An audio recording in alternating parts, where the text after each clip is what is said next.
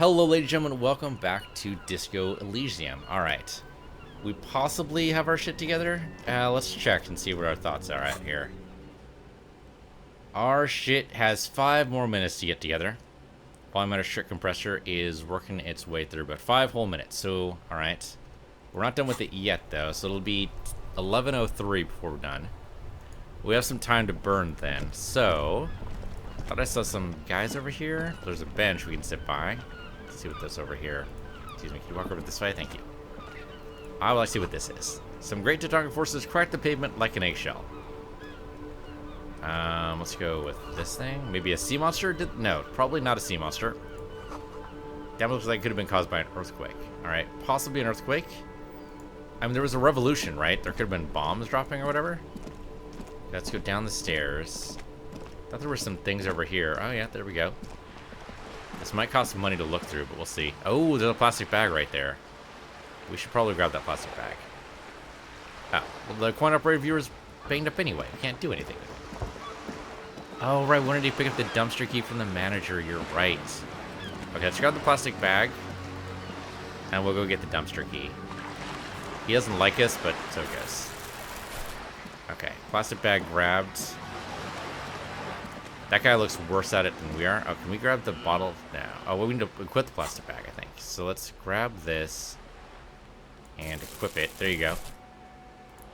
Okay, with that equipped, there we go. I can pick up bottles. Nice. Nice. There's a bunch of bottles in our suite, hostel, hotel room, whatever the heck you want to call it.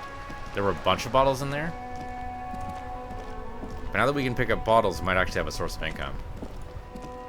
Okay, let's go get the, I like how it just swings there. Good animation. Alright, let's go get the key to the dumpster. Whether or not he wants to share it with us is another thing entirely, but what else are you gonna do? Alright. Sir, I know you hate me right now, and you have every right to. Can I help you?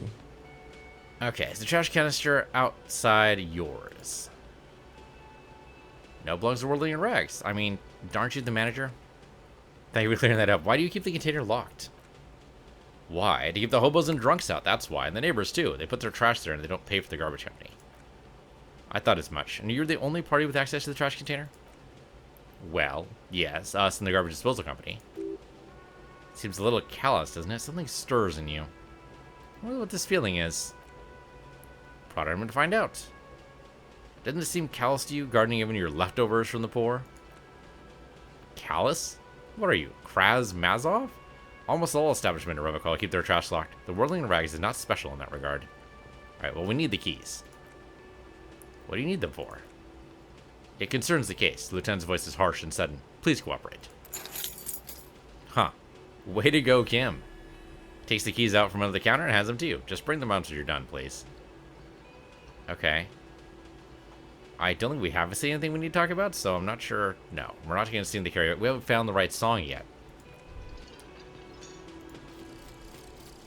We're done. The volumetric shit compressor has gotten our shit together. Possibly. Or at least as much as possibly can be done. Bizarre scientific news from Robocall West today, where a police officer's shit has been observed at a pressure of around 595 gigadecimals. These metallic hydrogen levels of shit-togetherness were thought to exist only at the center of collapsing stars, not law officials. It remains to see how long the shit singularity lasts.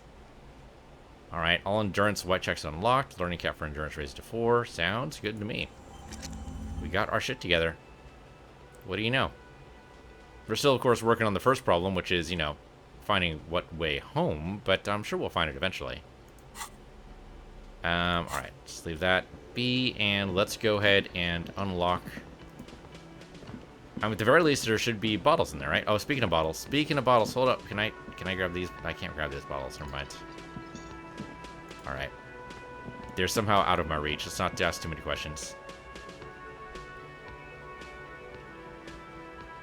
Alright. I mean, at some point, we're going to need to turn in our bottles at Fortet. Of course, now I'm on the lookout for any bottles, rather than looking out for, like, the regular thing in the world, so I should probably just ignore that for now. Don't think we saw any bottles over here, but I wasn't really looking either. There should be bottles in the trash, though, right? Okay, so let's go ahead and click this thing. Since apparently the crowbar doesn't work, so our strength is terrible. Open the padlock with the key. With a well-oiled crack, the lock pops open. Should now be possible to simply raise the lid. Don't. Maybe you shouldn't. Really? Didn't I just have a premonition there's something in here? There is, but you won't like it. Sweat forms on your brow. Your hand is still on the lid. Now open the lid. You gotta face your fears. Do it. The smell of rotten food rises to greet you. You see soggy cartons, dirty rags, and organic waste. We're just in time, Lieutenant peers in. It hasn't been emptied for over a week. Okay. Not still wearing the gloves, unfortunately, but, yeah, let me close the lid and equip the gloves for a minute. Yeah, I don't think we were thorough. You're right. You're absolutely right, but I want to equip the gloves first, because it seems like that's very important. So let's equip the gloves. Let's put this away for right now. Just so we have a free hand in case that's important. We also leveled up. Okay. Boosting our intellect wouldn't be bad if we can do it. We have a total of 7 points, apparently. Let's level up. Ah, we just leveled up. Hold on, revert that. Revert. Oh, we have to select one of these to level up. Oh, okay, okay. So every level we get 1 skill point that we boost by 1. There's a lot of shit in here, though. Like a whole lot of shit. Like a ton of shit. Okay. Hopefully we'll level up very quickly, otherwise this is going to be a very, very, very interesting playthrough. Okay, so the visual calculus does seem to come up quite a bit. That seems pretty good. Our psyche is already in a pretty good state. I'd like to level up. Oh, we can do this. If we boost our intellect. Yeah, maybe that boosts everything across the board. Although this doesn't seem like this is actually leveled up. So there's a plus button here, but I can't seem to press it. Yeah, no upping the intellect for us, unfortunately. That's probably something we can only do for character creation. There's no tutorial for leveling up, so I don't know. Well, I'm tempted to go with the intellect and at least something in intellect. Like logic is interesting. It seems like that'd be good for a detective. Also, visual calculus or conceptualization seems decent too.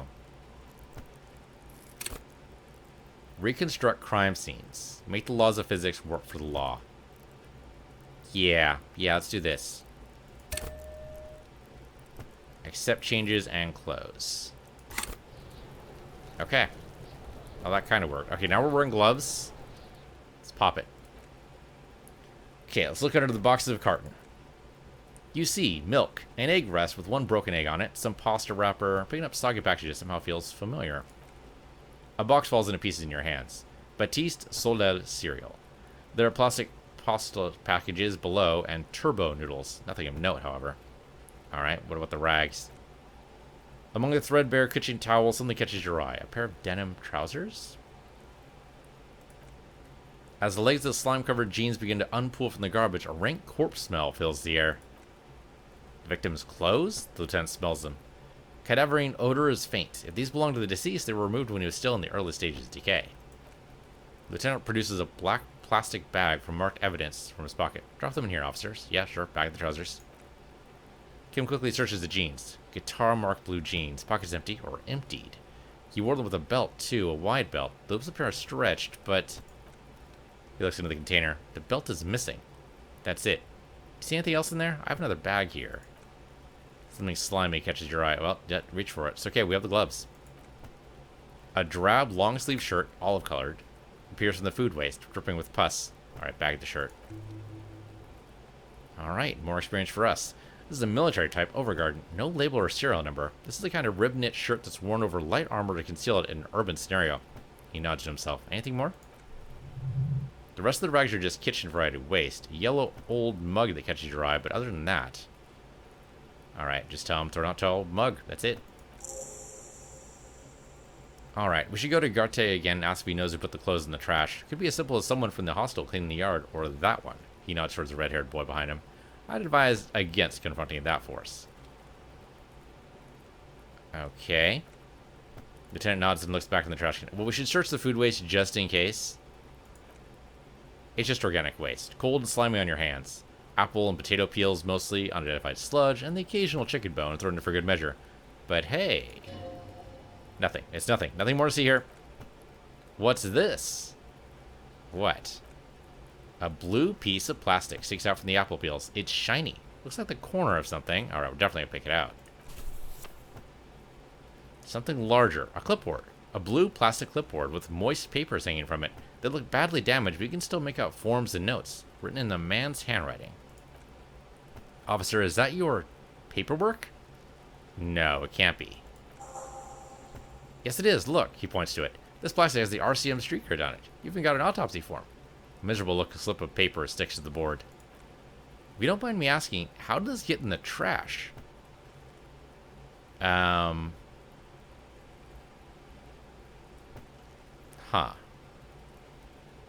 Must have been cramping my style. Has a foreboding quality to it.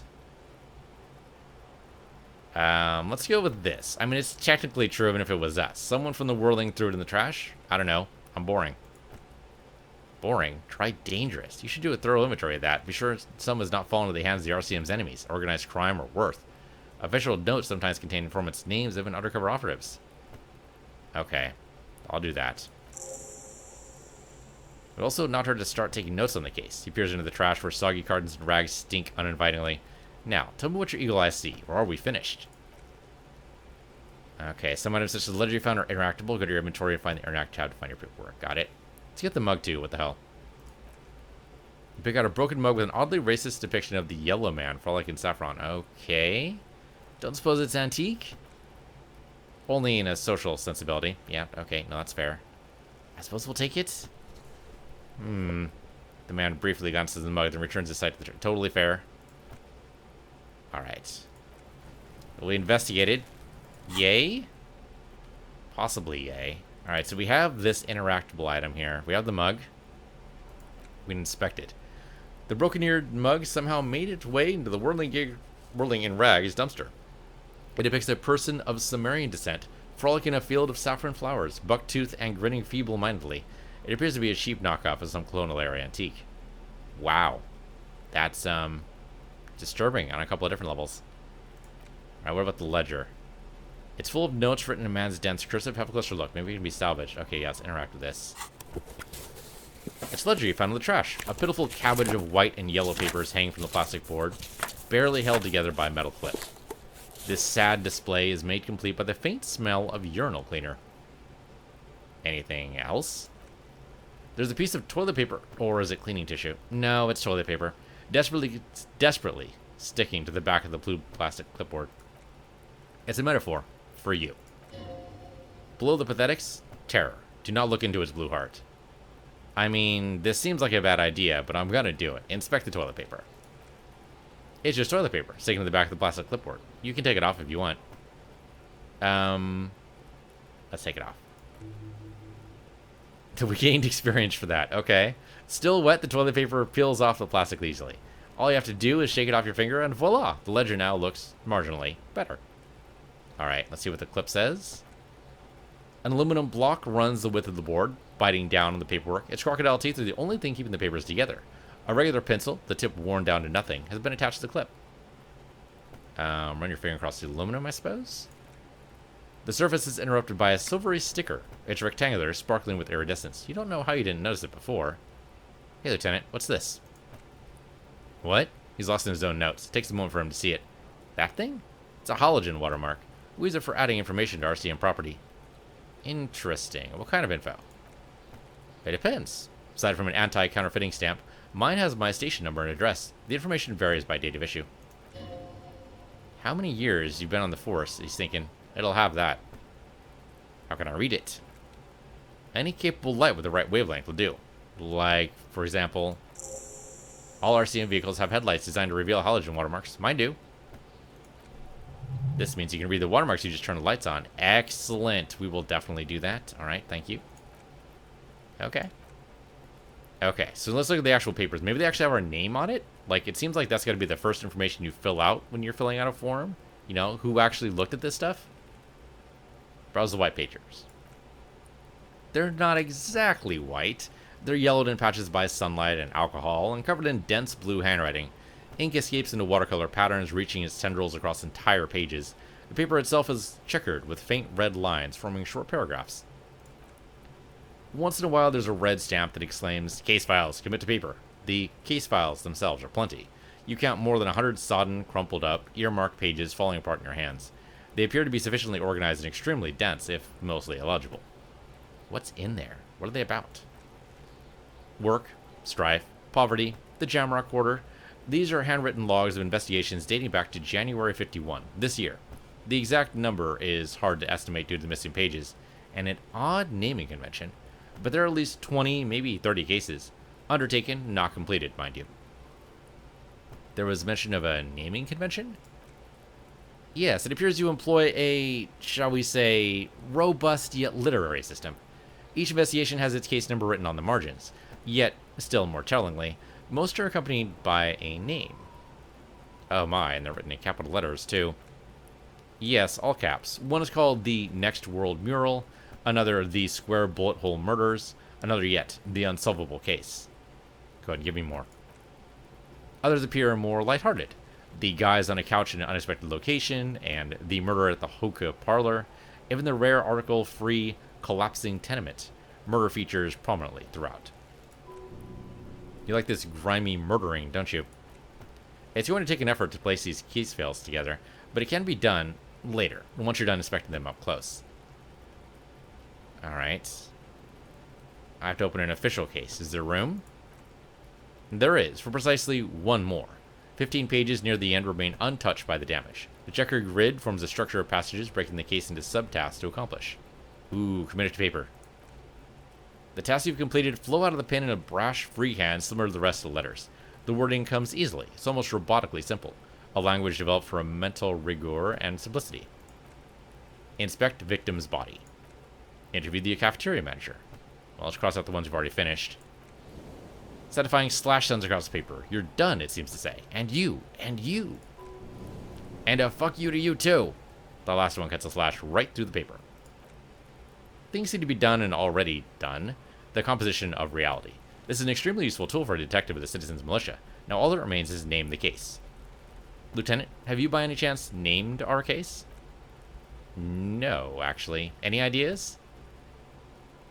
I mean, the simple and straightforward one would be, of course, the most obvious choice. The second one, Furies Are Home in the Mirror, is just a little silly. The Setting Sun seems like an odd choice. Shut on a Stick is just a little bit too vulgar. I'm going to go with Setting Sun, just because it's just a little bit poetic.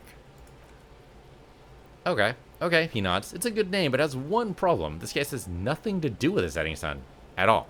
Has nothing to do with that. So, something more concrete, perhaps? Do you have something concrete, mundane, usual? Usual is boring. We don't do that. Alright, we can say Hangman. Great, that's great. That's actually what I was thinking too. The Hangman. Good, strong name. We have a very good name for the case now. He flips the pages of his notebook. I'm going to start calling it the Hangman. It's good we sorted this out. Yeah, he probably wouldn't have liked the other suggestions, to be fair.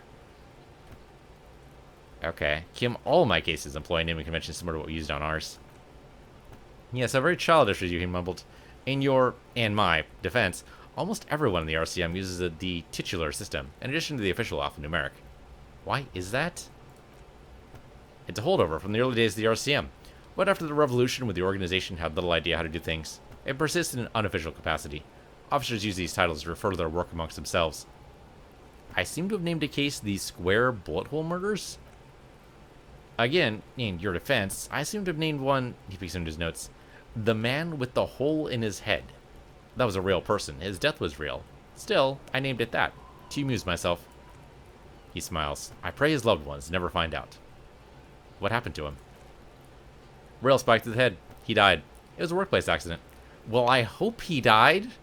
Although there was that one instance, I think it was also a rail spike. Back in the 1800s, I think it was.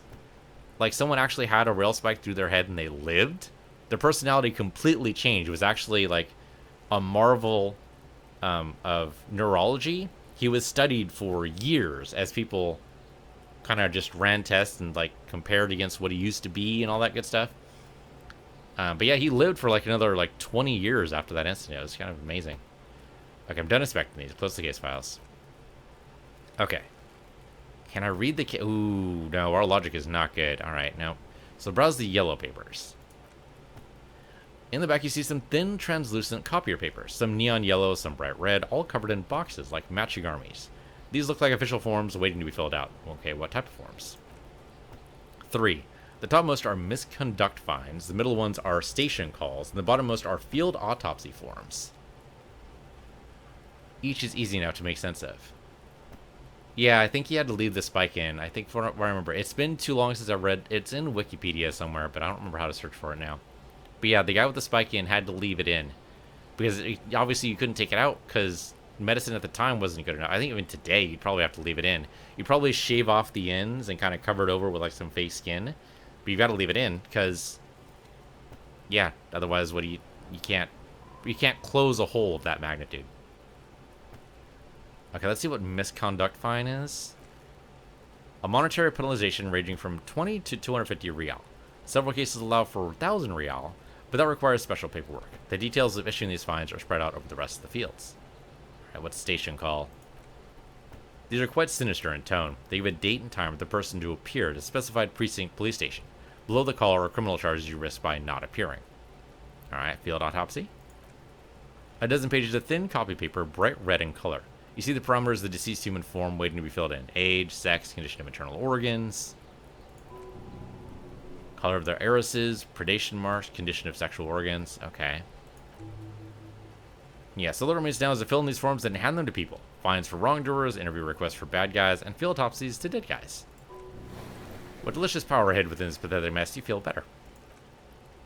The rest of the stinking cellulose is much worse for wear. Being sandwiched between the board and the rest of the paperwork must have spared the fragile copy of your paper. Alright.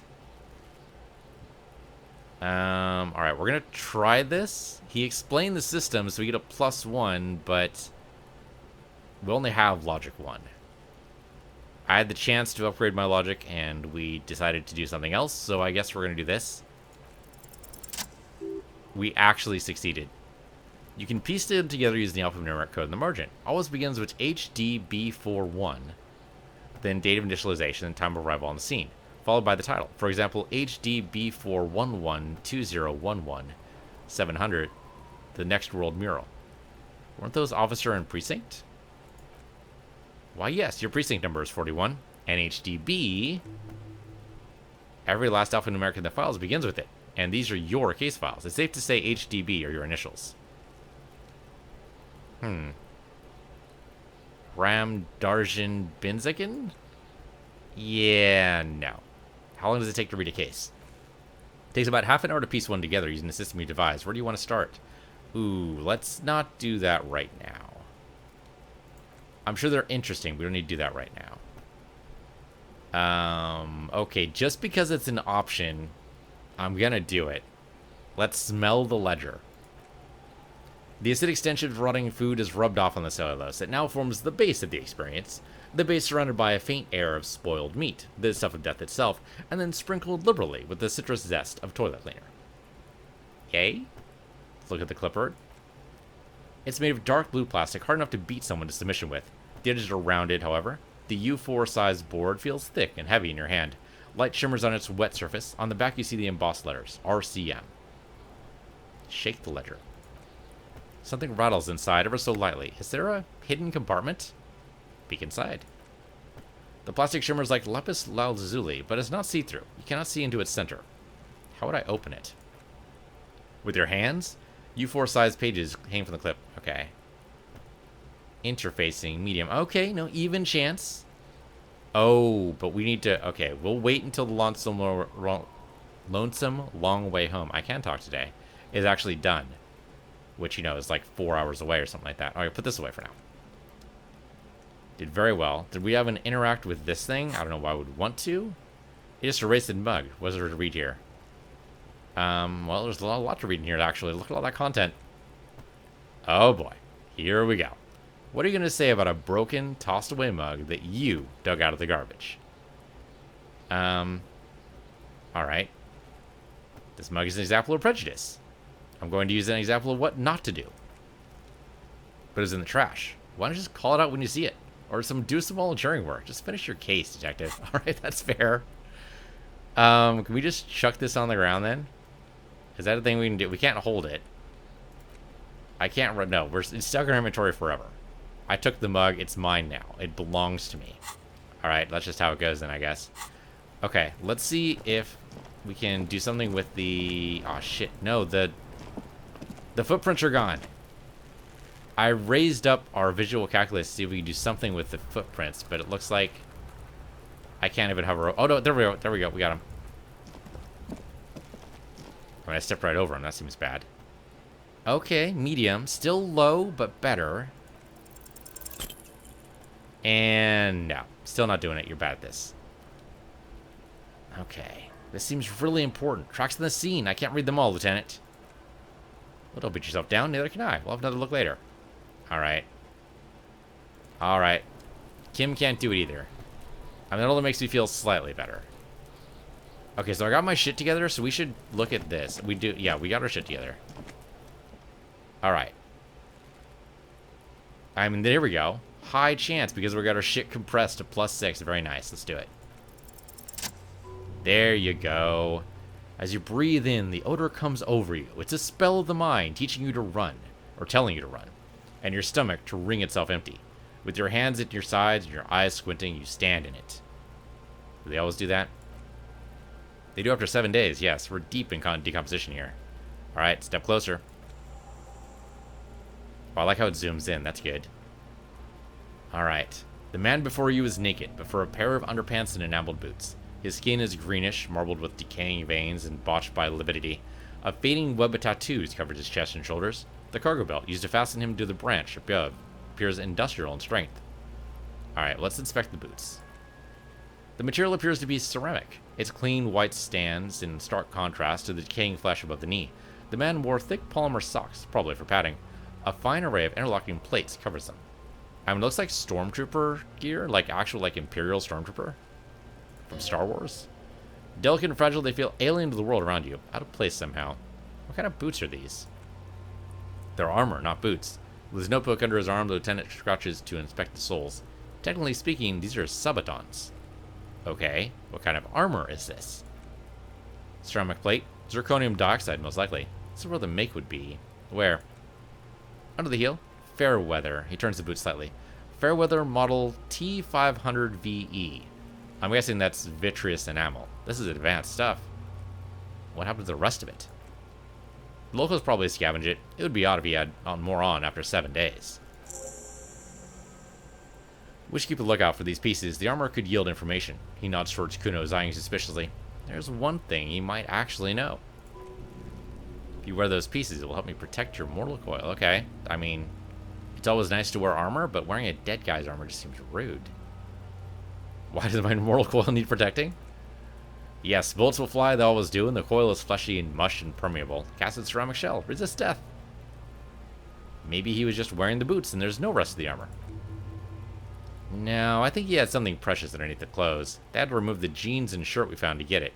And this kind of armor is often worn under fabrics. Okay. What if they told him to strip before they hung him? To demean him? They usually hang them completely naked for that. La Puta Madre, the Mazda, the Miss Mertes, and the like. This one still has his underpants. Fucking talking about it. Okay, Kumo, get away. The material looks out of place here. It is. It's expensive. The lieutenant draws the line in the condensation on the ceramic with his index finger. We've requested similar material for our tactical units for years now. Constabulary has deemed it too costly. In that time, we've lost 6 men to semi-automatics. How much are we talking here? For a full set, about 4 years of wages. Whew, that's a lot, I take it. As a wage, it's regrettably small, but for a piece of hardware, yes, that's a lot. How could this man afford such hardware? That's for us to find out. My initial report on the area suggests he was a security guard for the harbor company, but that's just hearsay. Initial report? Just something I scraped together from my station. Area report on Martinez. I'm sure he did the same. He's not actually sure of that. He's just being tactful. These look pretty advanced for a security guard. I agree. This equipment is way beyond what a guard can afford. Let's knock on the boot. Small bell-like sound fills the air, like tapping on the side of a porcelain cup. Suddenly your biceps coil up, your elbow is sharp and cocked for a punch. We don't want to break it. Sounds fragile. It's anything but. The material is a kinetic redistributor. It spreads kinetic energy horizontally from plate to plate, dissipating entirely. He points to the boots. See? Faint organic lines cover the plates where they separate into smaller ones. These plates then divide into smaller plates, and there are hundreds of them all together. Like the scales of some ancient white monster, cracked and pearly. Alright, let's take the boot off. This feels dangerous. Are you sure? Why would it be dangerous to pull... I guess you could... He's in the state... He's in such a decayed state, it's possible we could end up pulling his leg off with it. There's probably a very good reason if the rest of the armor's been scavenged, they didn't go for the boots. It is kind of weird they were able to take the pants off without the boots, though, but it's possible they fell off in two parts. Depends on how the armor is applied. Yeah. Let's listen to the Inland Empire here. Okay. Back off, look at the corpse. Let's inspect the belt that's hanging him. The hangman's knot is pulled tight by the weight of the corpse below. Yellow, hard-edged polyester cuts into his neck. Above, a sliding buckle ties the belt to the branch. Oh my, there's something on the belt. A familiar word that speaks to the thirst within you. What was that? A word? Vermilion, in yellow letters across the length of the twisting cargo belt. Only a deep longing for vermilion golden spirits lets you decipher the fading logo of the local brewery. It's a bad time for a drink, right? Extremely. What kind of rope is this? Industrial strength, kind of used for tying cargo to lorries. Like in a circus. When the circus leaves town, they tie a black-spotted giraffe to the wall of a carry pin. Like in a harbor? Yes, it looks like they used whatever was on hand, paying no attention to not incriminate themselves. So we're assuming dock workers in the harbor did it?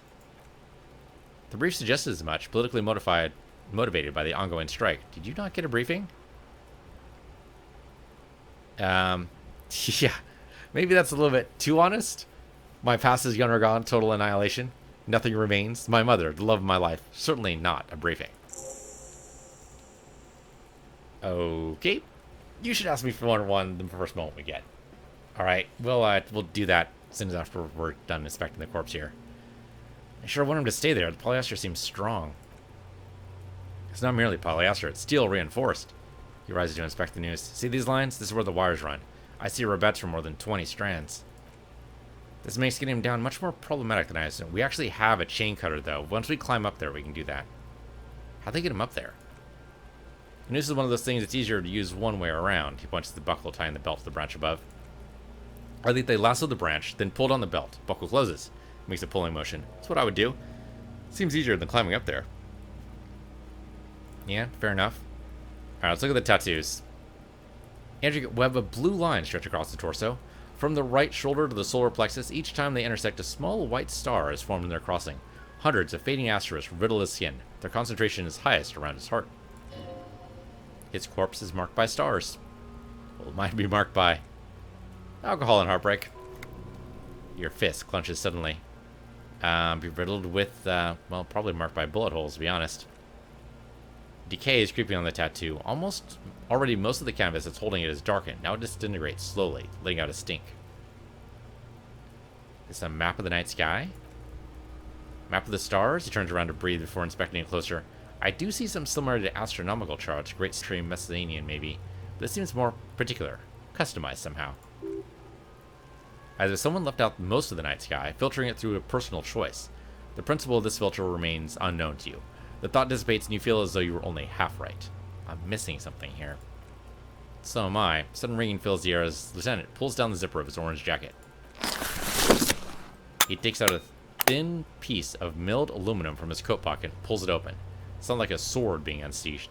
A small lens appeared, some sort of camera. Oh, it's a good idea. That's a good idea, Lieutenant. What the fuck's that? An instant color camera produces two metal cap ampoules and clicks them into place on the right side of the apparatus. A thin slot shines there. The first time he openly acknowledged the kid's existence, yeah. I have only two ampoules, so nobody move. I don't want to waste one. He points the camera at the corpse, peering into it. lens needs adjusting. Then... Okay, I wish you'd zoomed in a bit. A sound, a shrill flash, followed by the breaking of a small ampule of glass. You see streams of color pour into the thick, glossy piece of paper rolling out. On it, a color-perfect copy of the dead man's tattooed chest. In case we need it, the lieutenant says, and shakes the paper, letting it dry in the cool wind. Cool machine. Yes, he slides the camera closed and tucks the weight on his belt. It is pretty cool, isn't it? What do we need the photo for? It contains insight the victim's person. By his build, I'd say this was a man of physical violence. The story he wanted his body to tell was important to him. It's his letter, to us. Someone should decipher it. We need to show it around. Can I have it? I should look at it later without the whole corpse smell thing. Sure, just don't lose it. He hands you a piece of rolled up photo paper. It's no larger than a pack of cigarettes. Okay. So still the corpse. Let's look him in the eye. It's probably a bad idea, but do it anyway. His eyes are milky white and blind to the world, protruding comically from their sockets. There's no one home, just subaquatic terrors there. Dark brown hair grows on his head. His face is ready to explode from the organic processes inside. The death's head grin is past. What remains is an unrecognizable mess. Underneath the curdled meat, there is an expression, not carried on his features, but below, inside, an expression of pleasure. This man was experiencing joy at the moment of his death. This man enjoyed the moment of death? Why do you think so? It's intuition. Okay, he marks something in his book. Alright, who are you, dead man? Okay, we have a high Inland Empire skill, so this should work. There we go. Oh shit, we're talking to a dead man. Okay. Where have you gone? Into the wild pale yonder. Where is that? In the past, way out in the west. Alright, I can see you're gone, but who are you? I'm a joke, look at me. Well, you are now, but who are you when you were alive? A killer. A motherfucker and a killer. Takes one to know one. Okay, another question for you. Why were you feeling pleasure when you died? Are you guys getting my rocks off?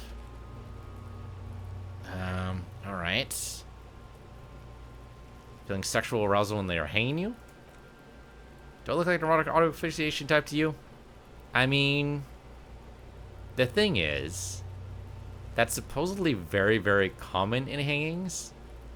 We get that momentary rush and all the blood that can't go to your head goes somewhere else instead.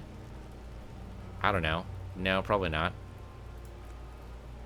Captain Komodromo, I fear we're drifting away. Fixing on sexuality again. Let's go with simpler questions. What is happening right now? What do you mean? Well, I'm talking to you. That's the power of your... And black frothy liquid starts bubbling on his lips. Imagination. Yeah, man, don't be crazy. Inanimate objects and dead people can't really talk to you. Your wild imagination is doing this. Ask them more of those questions you love so much. He loves those. Why do I love questions so much?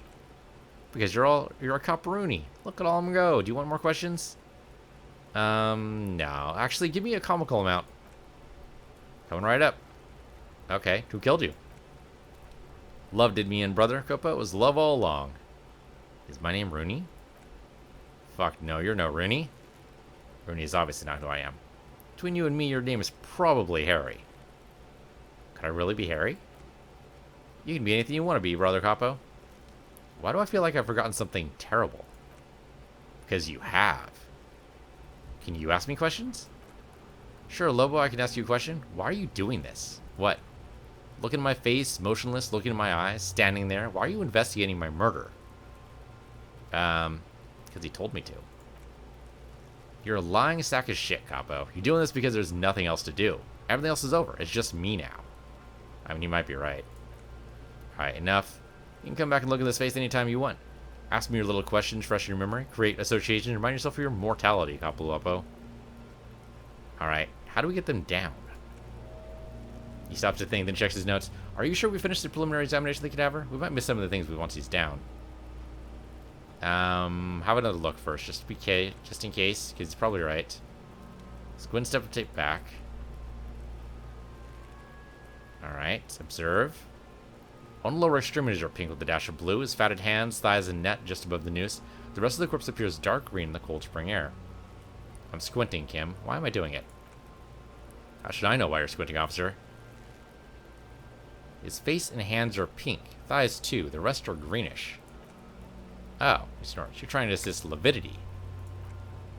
The monster comes back into focus, an explosion of color coursing with dark marbled veins. His stomach appears pregnant with something. Black liquid streams down his thigh and onto his boot. So, what do you think? Something is coming out of him. A pool of blood and feces is eaten into the frozen mud beneath the man's feet. Purge liquid is dripping into it, drop by drop. The victim appears to have contained no more than half a kilogram of digestion at the time of death. The fuck you saying? It's like talking about shit. Maybe he went to the toilet sometime before death. Maybe. He doesn't really want to dwell on it too long. Alright, he's beaten up. See the bruises? I do. Most of them are post-mortem. Maybe even all of them. The delinquents have made our jobs harder with their little sport. Stop talking in riddles, Swinslot. He means you fucked him up good, Gumo. Fucked him up brutal-like. Alright. Back off. There's no breath to catch. Only the cadaver filling the air in your nostrils. He slowly rotates before you decomposing. Alright, let's take him down. Let's get him down from there. The steel reinforced belt presents a unique challenge. I brought chain cutters, but I don't see a good angular approach to the belt. The cadaver is a good 1.2 meters up. Neither one of us can reach the belt without assistance. And even if we do, there's a question of cutting it.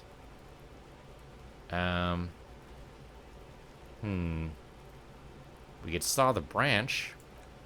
Climb up there and saw the branch?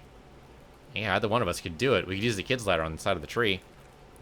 I don't trust that ladder. The assailants didn't use it. It's rotten and less sturdy than it looks, and I don't see another good way up there. He then looks around at you. Honestly, I prefer a non-acrobatic solution to this. Alright, it does seem dangerous, to be fair. We can ask for help from the harbor? I was really hoping we wouldn't. The Union appeared to be suspects in this case. Seems like a dangerous route to go down. Confirmed. It's unsafe. Okay, the half-life says it's true. Okay. What else can we do? I guess we can commit to it or consider other options. Alright, let's consider other options. But what other options? Okay. Can someone else do it? Someone else? You mean like the police? Alright, no, you have a... I mean someone who's below detective. I mean, there's got to be... Yeah, isn't this exactly the type of thing you fussed off on the grunts? Someone like a paid garbage man or a cleaning crew? I have bad news for you. That is a detective. I know it's hard, but I assure you, the others won't come to help us, and we have a growing sanitary concern here. We need to get him down fast. Alright. Maybe we could shoot him down? Yeah, bang bang times. How?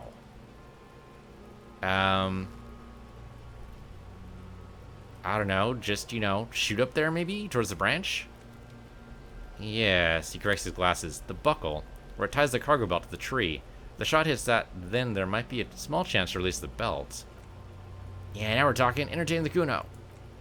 They'll miss. The pigs will miss, Kuno. The lieutenant is undecided. On one hand, he wants to shoot some gun. On the other hand, it's an awfully stupid idea. Okay, I'm definitely not good enough to do the shot myself. I don't have the stats. There's no way.